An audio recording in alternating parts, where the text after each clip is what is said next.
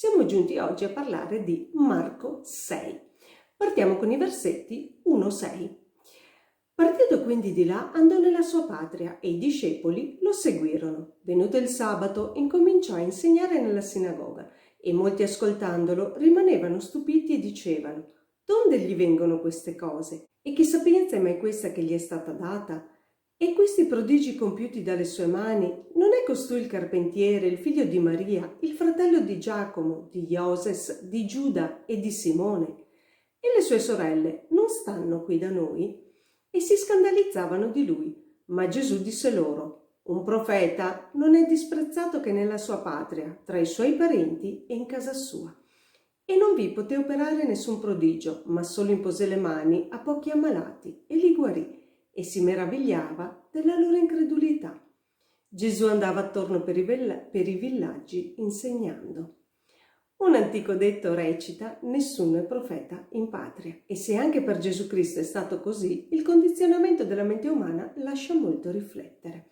I suoi concittadini, quindi chi l'ha visto crescere, dubitano delle sue potenzialità, del fatto che egli sia il prescelto.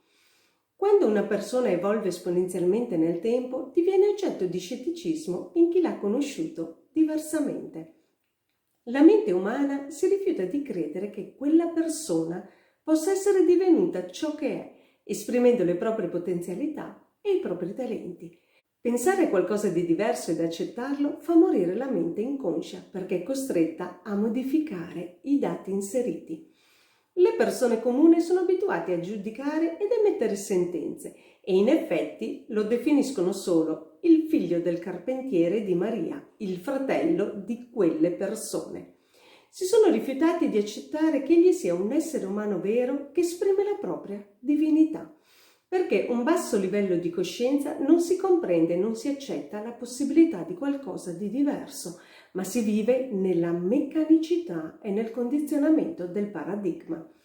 Tutto questo si chiama autosabotaggio della mente inconscia, che preferisce una comoda falsità ad una scomoda verità. A livello più sottile si verifica quando ognuno di noi evita di comprendere quanto è potente, perché genera paura di mancata responsabilità nel portare avanti quei poteri, perché inizialmente incapaci di gestirli. È necessaria una seria disciplina per poterlo fare e pochi sono disposti a questo, perciò preferiscono dirsi che è impossibile. Passiamo ora alla lettura dei versetti 7-12. Allora chiamò i 12 ed incominciò a mandarli a due e diede loro potere sugli spiriti immondi e ordinò loro che, oltre al bastone, non prendessero nulla per il viaggio, né pane, né bisaccia, né denaro nella borsa, ma, calzati solo i sandali, non indossassero 2 tuniche. E diceva loro: entrate in una casa, rimanetevi fino a che ve ne andiate da quel luogo. Se in qualche luogo non vi riceveranno o non vi ascolteranno, andandovene, scuotete la polvere di sotto i vostri piedi a testimonianza per loro. E partiti, predicavano che la gente si convertisse, scacciavano molti demoni, ungevano di olio molti infermi e li guarivano. Riceviamo qui l'informazione che un primo periodo di iniziazione dei discepoli è terminato. È giunto il momento di essere indipendenti sul campo. Dimostreranno che il tempo della formazione accanto al Maestro Gesù Cristo è stato utile per educarsi al servizio dell'umanità. Imparano a riconoscere ed esorcizzare gli spiriti immondi, a guarire e a predicare la parola di Dio, il messaggio cristico. È questa l'eredità che Gesù lascia agli apostoli e anche agli altri discepoli. La capacità quindi di trasmettere il messaggio iniziatico del Cristo, il potere di guarigione e di esorcizzare. Questi 3 elementi rappresentano la capacità di realizzazione di sé attraverso la parola, strumento potentissimo di creazione. Il raggiungimento dell'integrità di tutti i corpi di cui siamo composti, che si manifesta sul piano fisico nel corpo. Il libero arbitrio, ovvero la capacità di liberarsi o di voler liberare di chi manipola e impone chiedendo aiuto. Egli ordina loro di prendere solo il bastone. Questo oggetto ha la funzione di prolungamento del proprio campo elettromagnetico, come avviene per la bacchetta del mago. Aiuta a dirigere come fanno i pastori con le greggi, È uno strumento di sostegno, ma è anche uno strumento divinatorio, come fa il radomante per trovare l'acqua. In quel territorio era un oggetto importante, considerato che era desertico. Il bastone indica la direzione da prendere e con esso la si benedice perché si riveli benevola. È simbolo di autorità e rappresenta lo scettro del potere che i re tenevano sempre in mano. Il bastone, insieme all'acqua benedetta, è lo strumento utilizzato per gli esorcismi, in quanto collega terra e cielo, mondo materiale e spirituale. Grazie al bastone si può avere potere sui 4 elementi. Il bastone infatti rappresenta anche la semplicità nel costruire. È quindi creazione, potere e trasformazione, rappresenta il vettore di energia vitale e psichica. Non è un caso che le bacchette magiche sono costruite con il legno e la bacchetta è un bastone in formato ridotto. Gesù Cristo impone ai discepoli di andare a svolgere il proprio ministero senza nulla. Indica qui l'aver sviluppato la massima fiducia nel mondo. Tutto ciò che serve arriva al momento opportuno. Chi li ospiterà lo farà con amore e dedizione. Ecco perché rimanere in quella casa fino alla partenza. In quel luogo troveranno persone disposte a ricevere gli insegnamenti e in grado poi di trasmetterli poi a chi chiederà loro spiegazioni. Sbattere i piedi dalla polvere è un modo per liberarsi dalle energie di rifiuto. La responsabilità di aver chiuso occhi e orecchie è di chi ha attuato il gesto. Ma scuotere la polvere è anche un modo per indicare che lì si è lasciato un segno che può essere colto togliendo la polvere oppure ignorato coprendolo proprio con la polvere, ma la testimonianza di quel simbolo esiste. Ricordo anche che l'umanità, ovvero l'Adamà, è formata di polvere. Adamà significa anche argilla, terra rossa, e questo significa che siamo tutti fatti della stessa sostanza. E tramite la polvere possiamo ottenere lo stesso messaggio inviato a tutti per informazione nello spazio vuoto degli atomi. La Terra è in grado di immagazzinare informazioni, come l'acqua e l'aria, e la polvere contiene informazione di ogni evoluzione di Gaia. La polvere rappresenta lo stato passato e futuro di ogni uomo, quindi il suo essere umile. Passiamo ora alla lettura dei versetti 14-20. Il re Erode sentì parlare di Gesù, poiché intanto il suo nome era diventato famoso. Si diceva: Giovanni il Battista è risuscitato dai morti e per questo il potere dei miracoli opera in lui. Altri invece dicevano: è Elia. Altri dicevano ancora: è un profeta, come uno dei profeti. Ma Erode, al sentirne parlare, diceva: quel Giovanni che io ho fatto decapitare è risuscitato. Erode infatti aveva fatto arrestare Giovanni e lo aveva messo in prigione a causa di Erodiade, moglie di suo fratello Filippo, che egli aveva sposata. Giovanni diceva a Erode: non ti è lecito tenere la moglie di tuo fratello. Per questo Erodiade gli portava rancore e avrebbe voluto farlo uccidere, ma non poteva, perché Erode temeva Giovanni, sapendolo giusto e santo, e vigilava su di lui. E anche se nell'ascoltarlo restava molto perplesso, tuttavia lo ascoltava volentieri. In questo passo Erode è in confusione perché rivede in Gesù Cristo il Giovanni Battista, fatto dagli stesso decapitare. In realtà sì, la risurrezione è avvenuta, ma per il messaggio trasmesso, un messaggio tra l'altro potenziato rispetto a quello di Giovanni. Infatti gli sosteneva che sarebbe arrivato un suo successore molto più potente di lui. E così fu. Interessante come Erode, pur essendo contrariato sul piano egoico da quanto Giovanni Battista predicava, lo riconoscesse invece sul piano animico.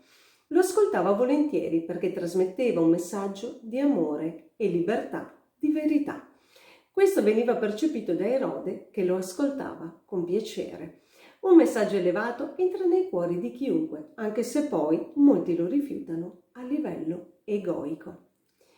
Leggiamo ora i versetti 21-29. Venne però il giorno propizio, quando Erode per il suo compleanno fece un banchetto per i grandi della sua corte, gli ufficiali e i notabili della Galilea.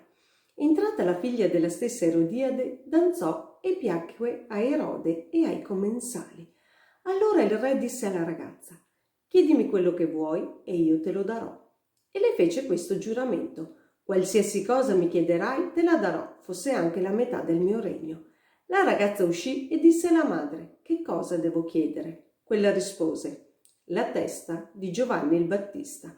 Ed entrando di corsa dal re, fece la richiesta dicendo: voglio che tu mi dia subito su un vassoio la testa di Giovanni il Battista.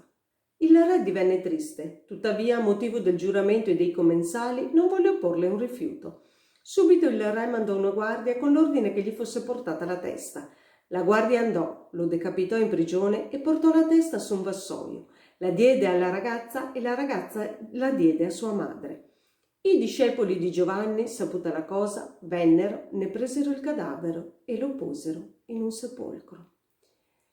Erode si rivela un re del mondo, un re con tutte le sue debolezze. Le regole imposte dall'esterno hanno la meglio su un codice d'onore che dovrebbe invece contraddistinguere un regnante di elevato livello. Il capriccio di una donna prevale su una vita umana. Il piacere dei sensi di un re prevale su una missione elevata. Egli si lascia tentare dagli istinti primordiali e in base a questi fa una promessa.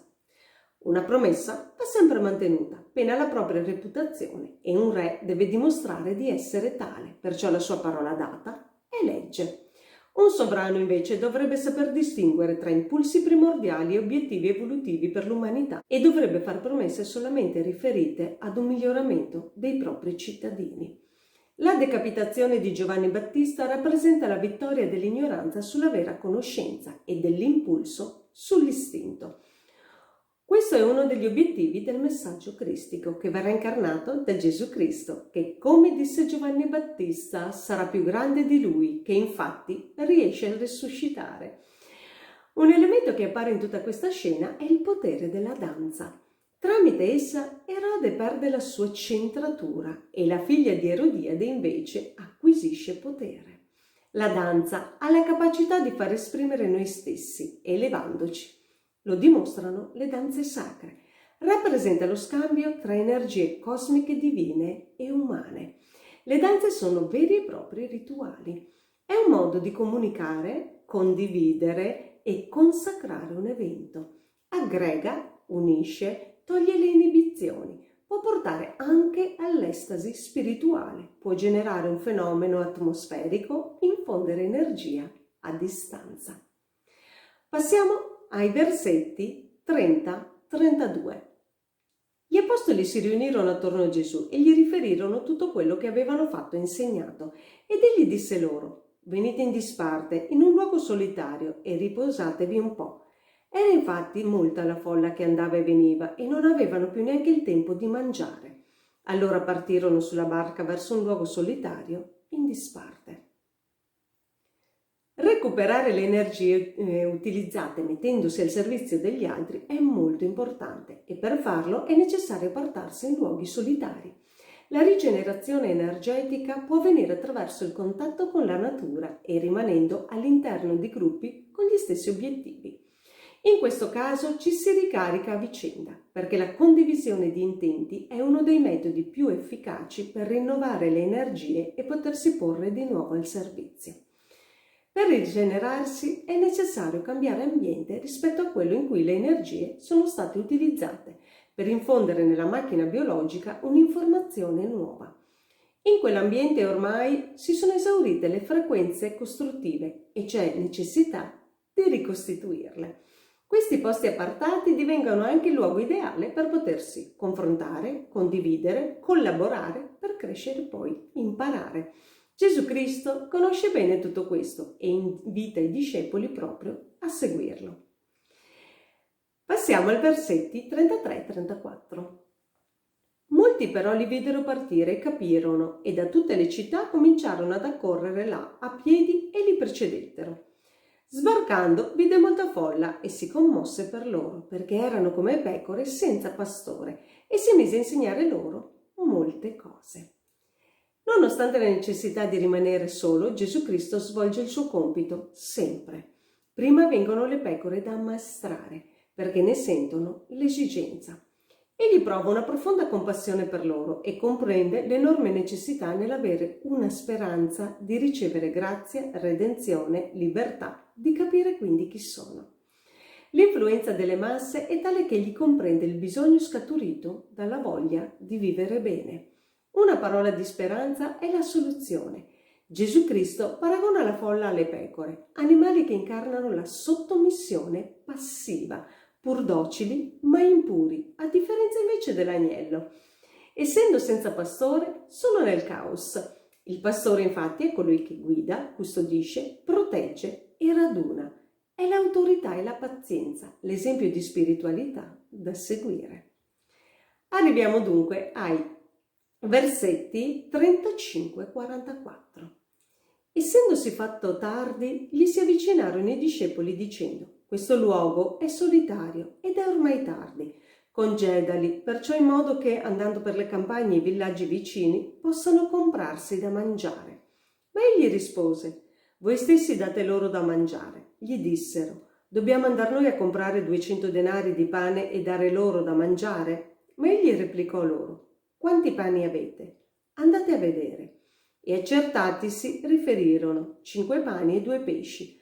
Allora ordinò loro di farli mettere tutti a sedere, a gruppi, sull'erba verde. E sedettero tutti a gruppi e gruppetti di 100 e di 50. Presi i 5 pani e i 2 pesci, levò gli occhi al cielo, pronunziò la benedizione, spezzò i pani e li dava ai discepoli perché li distribuissero, e divise i 2 pesci fra tutti. Tutti mangiarono e si sfamarono e portarono via 12 ceste piene di pezzi di pane e anche dei pesci. Quelli che avevano mangiato i pani erano 5.000 uomini. Uno dei passi del Vangelo più esemplari definisce la condivisione. Cosa sia successo a livello materiale è probabilmente una semplice azione di esempio da seguire, ovvero Gesù invita i vari gruppi a fare come lui, condividere il cibo che ogni membro del gruppo possiede, poco o tanto esso sia. Gesù Cristo conferma come la condivisione sia il miglior modo per moltiplicare ogni cosa. Comprendiamo meglio questo concetto. Se io possiedo un'informazione e tu un'altra e ce le scambiamo, abbiamo entrambi 2 informazioni. Quindi abbiamo moltiplicato la nostra conoscenza, che ci condurrà ad una migliore vita.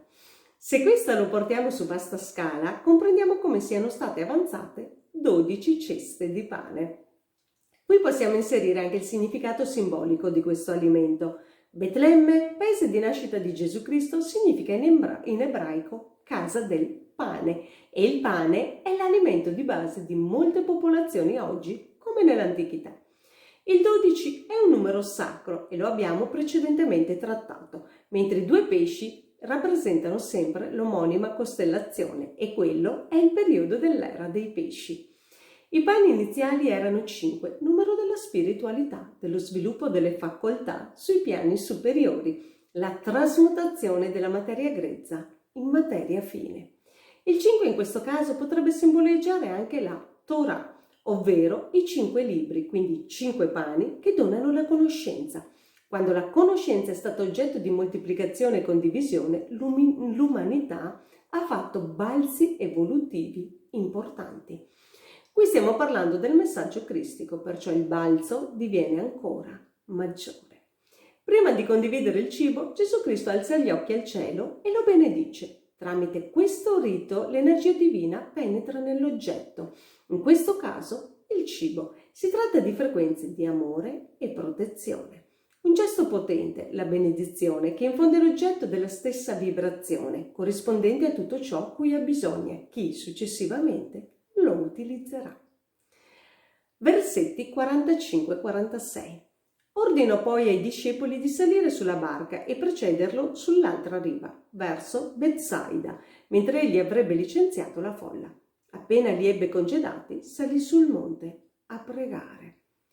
In questo passo Gesù Cristo congeda tutti e se ne va da solo sul monte a pregare. Sono elementi importanti l'essere in solitaria, il monte e la preghiera.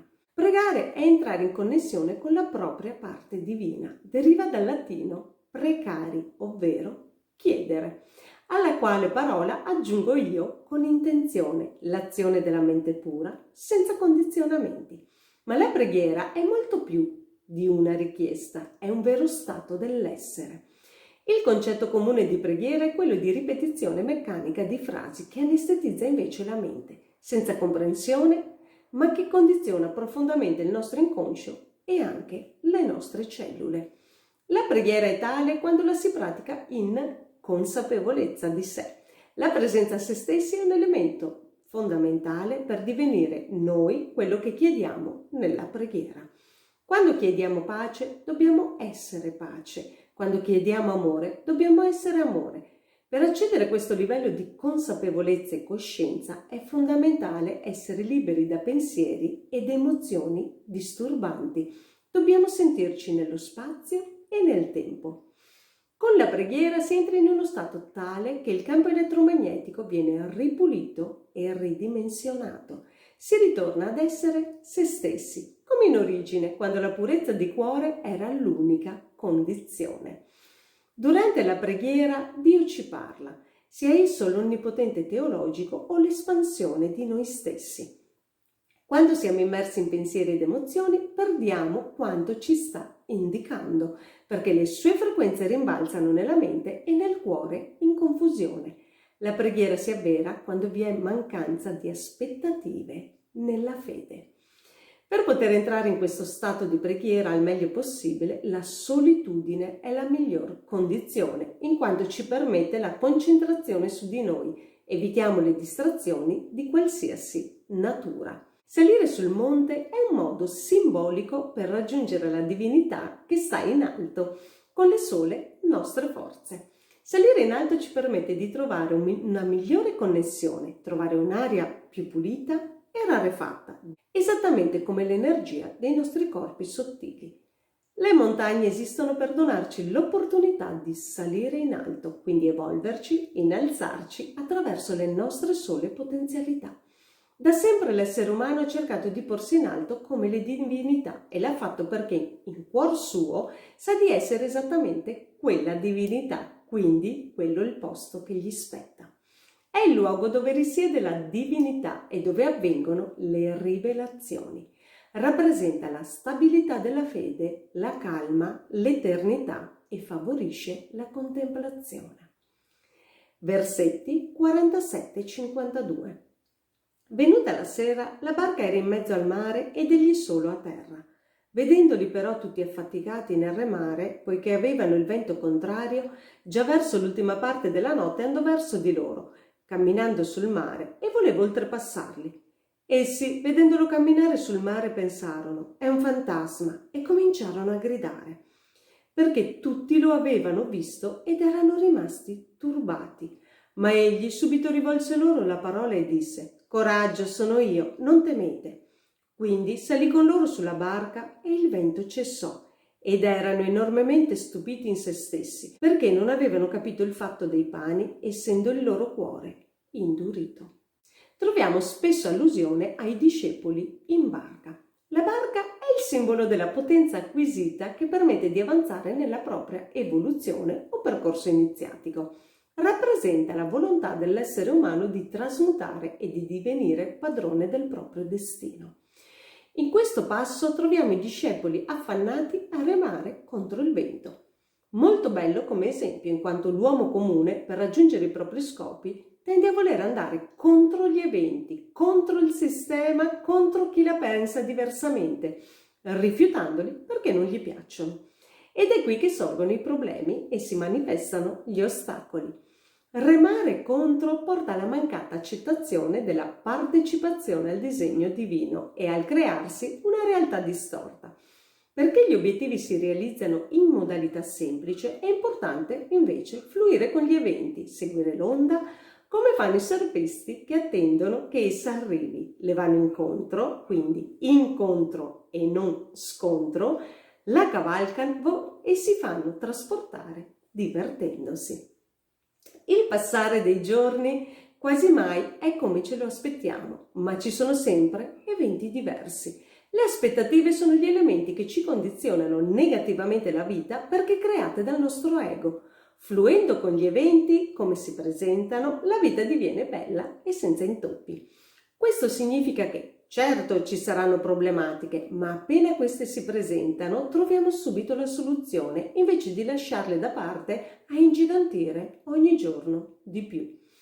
Fluire con gli eventi invece di contrastarli è uno dei segreti della legge di attrazione, segreto iniziatico più volte descritto nel messaggio cristico. Gesù Cristo si porta verso i discepoli di notte, nella fase oscura, per portare luce e loro hanno paura nel vederlo arrivare, perché le loro tenebre hanno reso impossibile percepire la verità. Solo quando parla e si avvicina, allora lo riconoscono. Anche qui uno spunto di riflessione meraviglioso. Ci fa paura tutto quello che è ignoto e solitamente rimaniamo nella paura finché otteniamo la conoscenza, quella fiamma che genera luce, genera coraggio. Il messaggio cristico ci indica il contrario: abbi coraggio finché conoscerai il pericolo, poi puoi decidere se avere paura oppure no. Lo credevano un fantasma perché camminava sulle acque, azione impossibile a un qualsiasi essere umano, dimenticando che Gesù Cristo non era un comune essere umano, a simboleggiare il suo fluire sulle emozioni senza farsi condizionare. Camminare sull'acqua è un fenomeno che può essere replicato attraverso tecniche simili alla levitazione o alla camminata sui carboni ardenti. È un fenomeno che richiede lo sviluppo esponenziale di molte capacità extrasensoriali, assolutamente possibile per chiunque lo voglia. Quando Gesù Cristo sale in barca, il vento cessa di soffiare e loro possono remare tranquillamente. Il significato è che grazie al suo arrivo i discepoli hanno trovato la tranquillità, perché lui li ha condotti per mano nella comprensione del fluire con la natura e gli eventi. È la stessa sensazione di quando la mamma arriva vicino al bambino, gli dona sicurezza. Per evitare la sofferenza servono però conoscenza e fiducia nella vita, ma anche negli eventi che si presentano in ogni istante. Il vento è il nostro respiro, tranquillo o agitato. I discepoli sono ancora molto inconsapevoli, sono sulla strada per imparare. Hanno ancora il cuore indurito e questo li tiene in uno stato di condizionamento alquanto forte.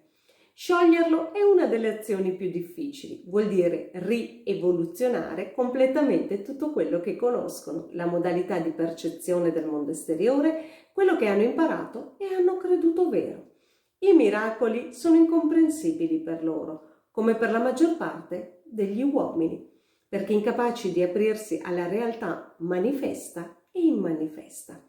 Il cuore è un simbolo che ricorre spesso nel messaggio cristico. Il cuore è il centro del nostro corpo e rappresenta l'equilibrio, la connessione col mondo esterno e la natura.